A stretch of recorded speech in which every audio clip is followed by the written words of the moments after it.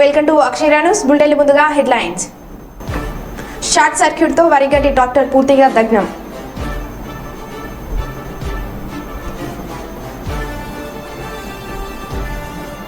కేతన్పల్లి మున్సిపాలిటీలో ఘనంగా హనుమాన్ శోభయాత్ర.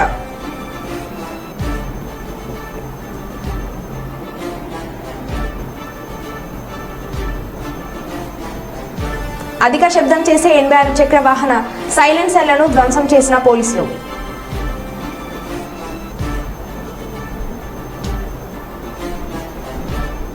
బడుగు బలహీన వర్గాలకు రాజ్యాధికారం అందించింది ఎన్టీఆర్, చందవత్ రమేష్ బాబు. ఇక వివరాల్లోకి వెళ్తే మరో బులెటిన్లో మళ్ళీ కలుద్దాం. Stay tune. జనగామ జిల్లా పాలకుర్తి మండలం వాల్మేడిలో గ్రామం ఎస్సీ కాలనీలో ఉంటున్న బావిలో దుర్వాసన రావడంతో చుట్టుపక్కల ఉన్న వారు దుర్వాసన భరించలేక అనారోగ్యంతో బాధపడుతున్నారని గత ప్రభుత్వంతో చెప్పినా గానీ పట్టించుకునే అధికారులు. అక్కడ నివసిస్తున్న ఎస్సీ కాలనీ ప్రజలు ప్రభుత్వాన్ని వేడుకుంటున్న ఎస్సీ కాలనీలో ఉన్నటువంటి బావిని పూడ్చి ఎస్సీ కాలనీ ప్రజలకు న్యాయం చేయాలని వారు కోరుతున్నారు.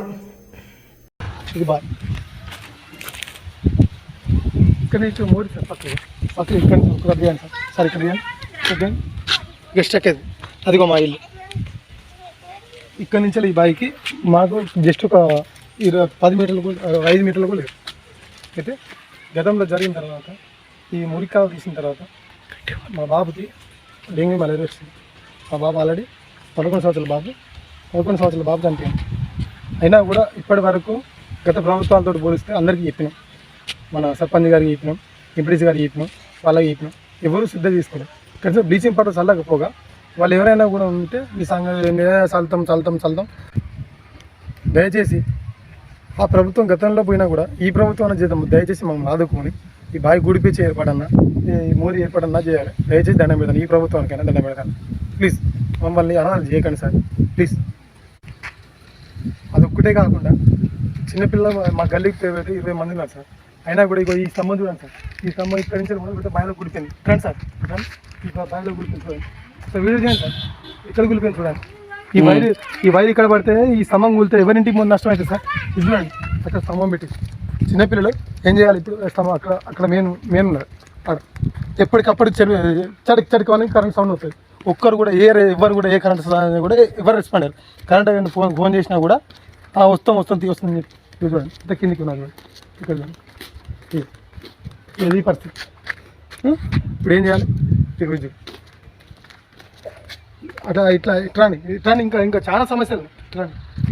మళ్ళీ ఇప్పుడు ఇవి ఉన్నాయని చెప్పేసి గవర్నమెంట్ మొన్న ఎలక్షన్ల ముందు గ్రామ సభ చేసి పెడితే గ్రామ సభలో వాళ్ళు మన గవర్నమెంట్ వాళ్ళు వచ్చి వాళ్ళ ఎంపీడీ ఆఫీస్ నుంచి వచ్చి వాళ్ళు కూడా సమస్య మీ బావి గుర్తుతో మీకు సమస్య పూర్తి అవుతాను.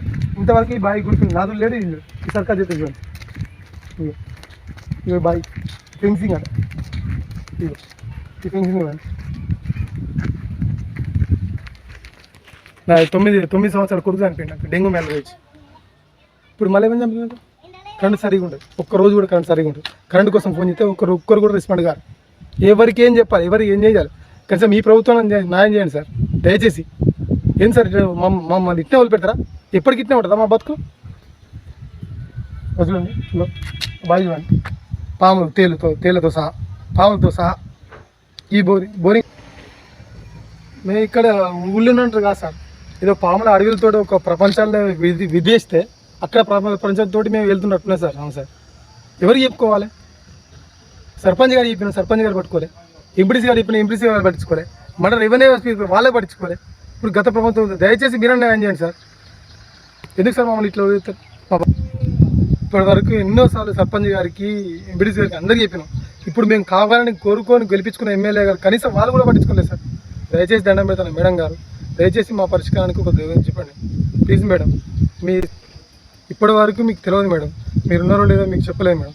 ఇప్పటివరకైనా మీరు దృష్టి చేసుకున్నాను. దయచేసి మీరు చూసి మాకు సహాయం చేయండి మేడం. మీరు నిలబడండి మేడం, ప్లీజ్ దండం పెడతాను మేడం, ప్లీజ్ దయచేసి.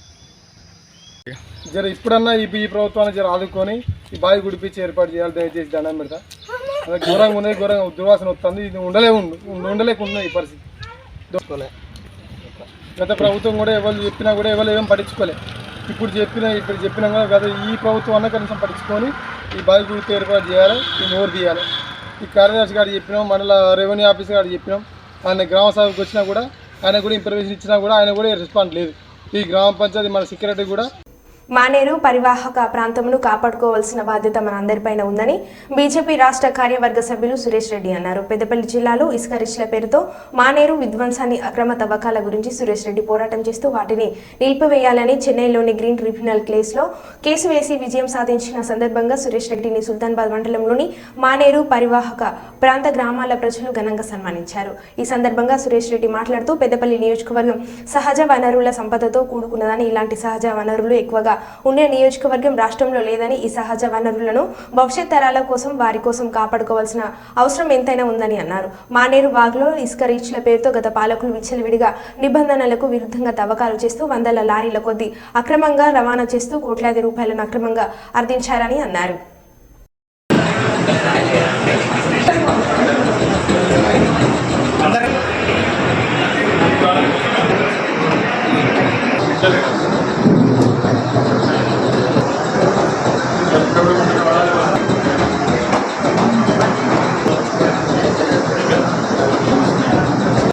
అయితే ఈ కార్యక్రమాన్ని చూసినటువంటి మానేరు పరివాహక సమితి అనేటువంటి ఏర్పాటు చేసినటువంటి కరుణాకర్ రెడ్డి గారు వారు నా దగ్గర రావడం జరిగింది. అన్న వారికి ఈ పరిస్థితి మాకు శక్తి సరిపోతలేదు, ఏది పరిస్థితి ఎట్లా చేద్దామంటే నేను అన్ని కూర్చొని తాను చేసినటువంటి ఆ హోంవర్క్ ఏదైతే ఉందో వివిధ కోణాల్లో ఆయన చేసినటువంటి తీసుకొని ముందర కూర్చొని మనం ఏ విధంగా చేయాలి. వేరే నాయకుడు అయితే ఏమి చేసేవాళ్ళు సివిల్ కోర్టు పోయి కాంట్రాక్టర్తో పేరాలు పోయి వాళ్ళు బెదిరించారు. కానీ ఆయన సిన్సియర్ కొట్లాడుతా అంటే నేను ఏమడొస్తా అని చెప్పి వాళ్ళకి డబ్బుల గురించి ఆలోచించడానికి సిన్సియర్ కొట్లాడు. ఎందుకంటే ఈ ప్రకృతి ఇచ్చినటువంటి ఈ వాగు మానేరు పరివాహక ప్రాంతం ఏదైతే ఉందో అది మనం చెరువు ఉండడం అంటే మళ్ళీ మనకు దాన్ని తవ్వి చేసి కుంట తయారు చేసుకోవద్దు, చెరువు తయారు చేసుకోవాలి.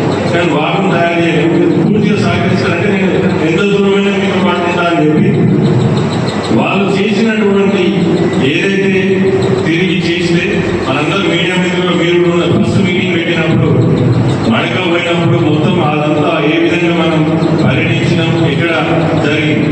అయితే ఈ టెండర్ కాల్ చేసినప్పుడు 19 రీచ్లకు కానీ 98 కోట్లకి కాల్ చేసే టెండర్.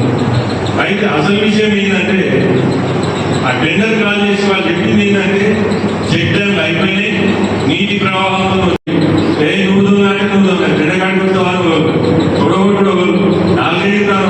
తడిబట్టతో కూలదొద్దామని వాళ్ళు. కానీ అసలు విషయం ఏంటంటే వాళ్ళ కార్యకర్తలు వాళ్ళు ఎప్పుడు అన్న మీకు ఈ సంగతి తెలుసా, మాకు ఆ సంగతి తెలుసా, ఈ పైసలు ఉంటే కానీ పైసలు వాళ్ళే. మరి ఏమైంది ఇక్కడ? నేను అందుకే ఏమన్నా అంటే ఏదో ఒకటి కొట్లాడితే చిన్న చిన్న కొట్లాడు దాన్ని లాస్ట్ వరకు పోయి దాన్ని అంతు చూద్దాం, అట్లయితే సహకరించానంటే. అందుకే మేము పోయేటప్పుడు అందరు ఎవరైనా మీరు ఎప్పుడైనా ఎన్జిటి మీద కేసు విన్నారా? ఇక్కడ నుంచి కేసులు మనోళ్ళు కొడితే హైకోర్టు, సుప్రీంకోర్టు, ఈ కోర్టు, ఆ కోర్టు అన్నారండి. నేషనల్ గ్రీన్ ట్రిబ్యునల్ పోయిన ఉన్నారు ఎవరు? మేము డైరెక్ట్ నేషనల్ గ్రీన్ ట్రిబ్యునల్ ఎందుకు పోయినాం? ఎందుకంటే అక్కడ సబ్జెక్ట్ మ్యాటర్ ఎక్స్పర్ట్స్ ఉంటారు. ఒక రెప్యుటేషన్ గల రిటైర్డ్ జడ్జిని జడ్జిగా పెడతారు. ఇటువంటి ప్రలోభాలు లొంగకూడదు కాబట్టి మేము ఆయనకి పోయి చెన్నైలో పోయి ముజఫర్ నగర్లోని టీసీ లక్ష్మమ్మ కొట్టు శిక్షణ కేంద్రంలో సుందరయ్య స్ఫూర్తి కేంద్రం ఆధ్వర్యంలో సమ్మర్ క్యాంప్ ప్రారంభించారు. ఈ సందర్భంగా ట్యూషన్ సెంటర్ను సుందరయ్య స్ఫూర్తి కేంద్రం కన్వీనర్ శేషయ్య ప్రారంభించారు. ట్యూషన్ కోచింగ్ టీచర్గా యూటీఎఫ్ జిల్లా నాయకులు హేమంత్ కుమార్ హాజరై విద్యార్థులకు పాఠాలు బోధించారు. ఈ సందర్భంగా వారు మాట్లాడుతూ సమ్మర్ క్యాంపులు విద్యార్థులకు ఎంతగానో ఉపయోగపడతాయని, విద్యార్థుల్లో నైపుణ్యాన్ని, జ్ఞాపక శక్తిని పెంచుకోవడానికి అనేక రకాలుగా ఈ క్యాంపులు ఉపయోగపడతాయని తెలిపారు.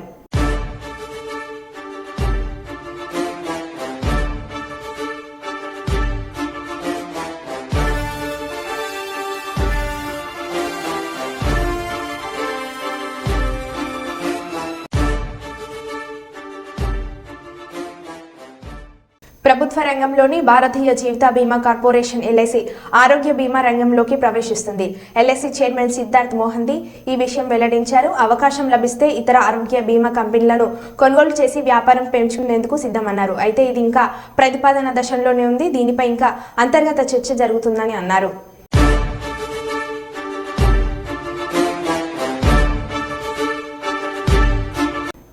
రాజన్న సిరిసిల్ల జిల్లాలో నెల రోజుల వ్యవధిలో నిబంధనలకు విరుద్ధంగా ద్విచక్ర వాహన కంపెనీ సైలెన్సర్ స్థానంలో అధిక శబ్దం వచ్చే సైలెన్సర్లను ఏర్పాటుపై పోలీసులు స్పెషల్ డ్రైవ్ నిర్వహించి అధిక శబ్దం చేసే 86 ద్విచక్ర వాహన సైలెన్సర్లను గుర్తించి మరోమారు వినియోగించుకోకుండా రోడ్ రోలర్ సహాయంతో మంగళవారం రోజున సిరిసిల్ల బైపాస్ ప్రాంతంలో జాన్సన్ చేశారు. ఈ సందర్భంగా ఎస్పీ మాట్లాడుతూ నిబంధనలకు విరుద్ధంగా ద్విచక్ర వాహన సైలెన్సర్లు మార్పు చేయడంపై చట్టరీత్యా నేరం తీసుకుంటామని, శబ్ద కాలుష్య నియంత్రణతో పాటు ప్రజా ఆరోగ్యాన్ని దృష్టిలో ఉంచుకొని అధిక శబ్దం చేస్తే ద్విచక్ర వాహనాల వినియోగదారులపై చట్టరీత్యా చర్యలు తీసుకుంటామని తెలిపారు.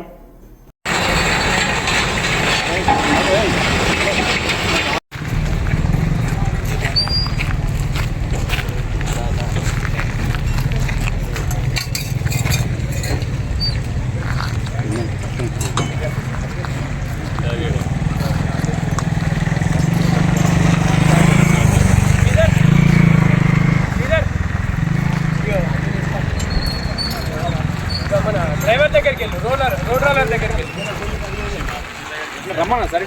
నువ్వు అక్కడికి వెళ్తే చాలు చేయడానికి సపోర్ట్ చేయండి.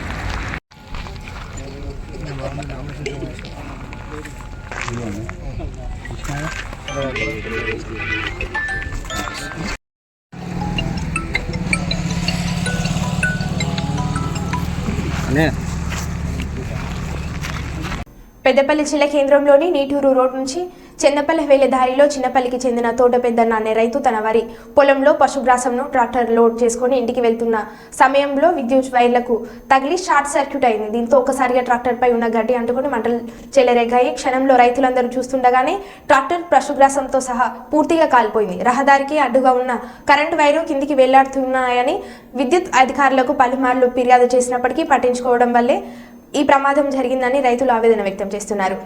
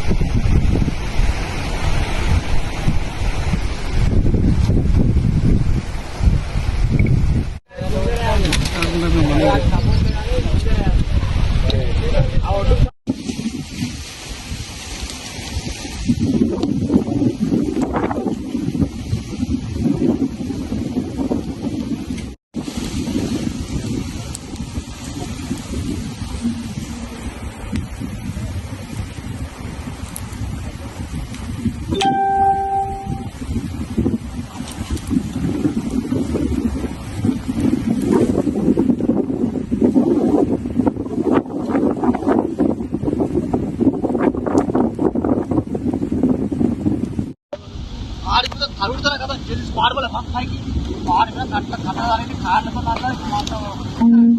కర్నూలు నగరంలోని ఇంపీరియల్ గార్డెన్ నందు 47వ వార్డు వైసీపీ నాయకులు శ్రీ షేర్ నాజీర్ హుస్సేన్ ఖాద్రీ సోదరుడు వాలిమా మహోత్సవంకు ముఖ్య అతిథిగా హాజరై నూతన వధూవరులను ఆశీర్వదించిన కర్నూలు నియోజకవర్గం వైసీపీ ఎమ్మెల్యే అభ్యర్థి ఎండి ఇంతియాజ్ వైసీపీ నాయకులు మరియు కార్యకర్తలు ఇందులో పాల్గొన్నారు.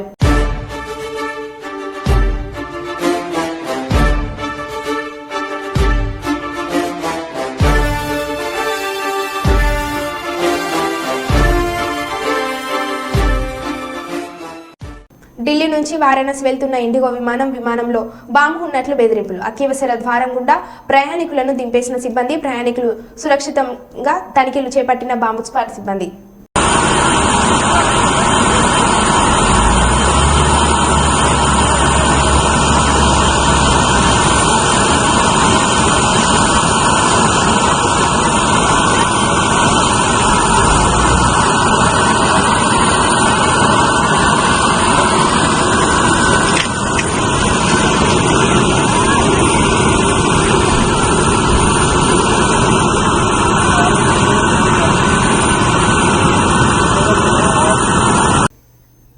కర్నూలు జిల్లా ఎస్పీ ఆదేశాల మేరకు Adoni DSP J Sivanarayana Swamy, training DSP Sridhar Dheeraj, 1 town CI, 2 town CI, 3 town CI, rural CI మరియు సబ్ డివిజన్లోని అందరు ఎస్ఐలు మరియు సబ్ డివిజన్ మెన్ అందరితో కలిసి అదోని 1 టౌన్ పోలీస్ స్టేషన్ లిమిట్స్లోని వాల్మీకి నగర్ మరియు బోయిగిరి నందు కార్డెన్ అండ్ సెర్చ్ను చేయడమైంది. ఈ కార్డెన్ అండ్ సెర్చ్లో 30 లీటర్ల సారాయి మరియు 43 వివిధ రకాలైనటువంటి రికార్డ్స్ లేని వాహనాలను సీజ్ చేయడం జరిగింది.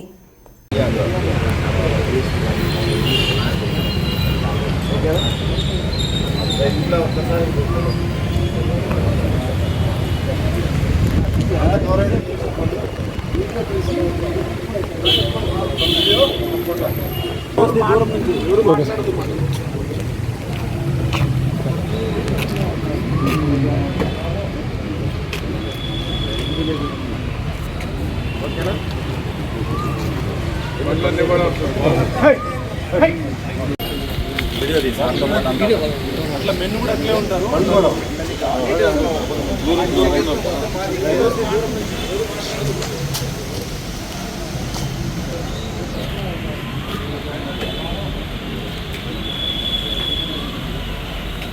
ఓకేనా?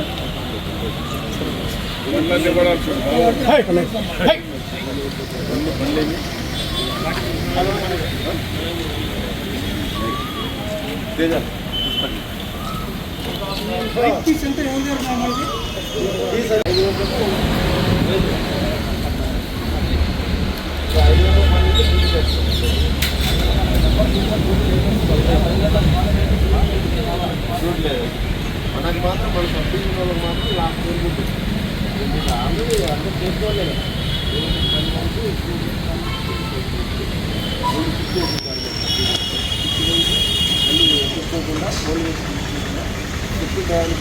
పోలే సార్ స్టాప్ చేయాలి. వీడియో ఒకటి తీయండి, ఫొటోస్ ఒకటి తీయండి, మొత్తం వెహికల్స్ కూడా రావాలి. మనకు మాత్రం మన సబ్సిడీ వాళ్ళకి మాత్రం లాస్ట్ కోరుకుంటుంది. మీకు ఆల్రెడీ అంతా చేసుకోలే కదా. మీరు 10 వరకు వీళ్ళు షిఫ్ట్ వేసింటారు. మనకి మళ్ళీ ఎదుర్కోకుండా పోలీసు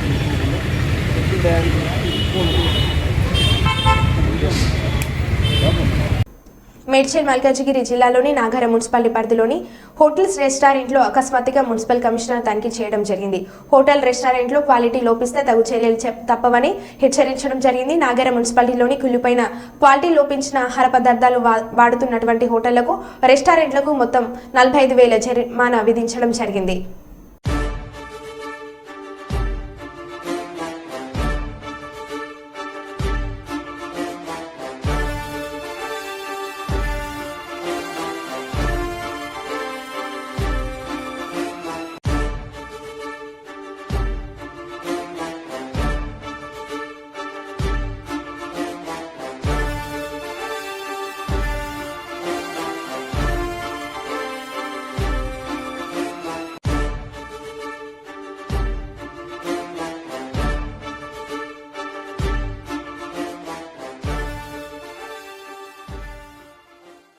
తెలుగుదేశం పార్టీ వ్యవస్థాపకులు మాజీ మంత్రి ఎన్టీఆర్ 101వ జయంతి వేడుకలను ఇల్లందులోని తెలుగుదేశం పార్టీ కార్యాలయంలో ఘనంగా నిర్వహించారు. టీడీపీ పార్టీ ఇల్లందు నియోజకవర్గం ఇన్ఛార్జ్ ముద్రగడ వంశీ ఇతర రైతులు ముందుగా ఎన్టీఆర్ చిత్రపటానికి పూలమాలలు వేసి నినాదాలు చేశారు.